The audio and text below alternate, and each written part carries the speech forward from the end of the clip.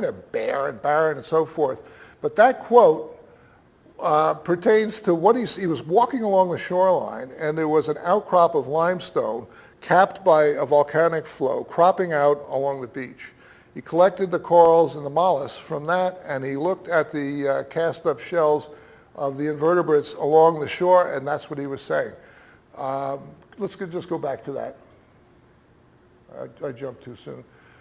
His conclusion was that these things are the same, these species are the same in the rocks as they are on the shore.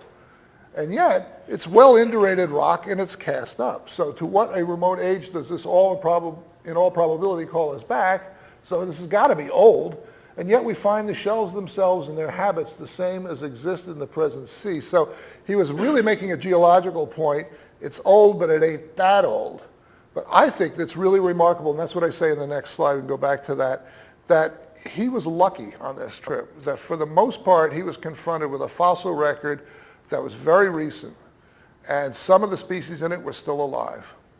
And I have to tell you also that as an invertebrate paleontologist, it's a little disappointing and hard to understand given his background with Robert Grant, that he doesn't use marine invertebrates, either fossil or recent ones, all that much in his development of his thinking while he's on the Beagle. But the reason is, it's a biogeographic reason, because he doesn't know what these clams and snails and corals are. He doesn't know their geographic ranges and distributions, and so he can't really understand, he can't be sure that he's dealing with fossilized remains unless they're identical like that, and what their relationship is with the modern biota too much. Is that clear? I mean, yeah.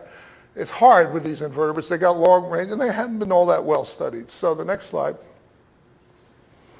He gets to Bahia Blanca.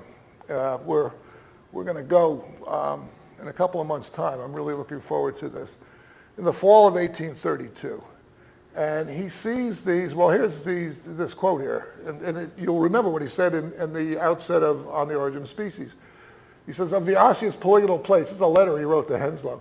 Immediately I saw them, so this is October of 1832, letter to Henslow. Immediately I saw them, I thought they must belong to an enormous armadillo, living species of which genus are so abundant here. There's actually 9 species of armadillo, 3 genera, in South America, one of which gets up into North America.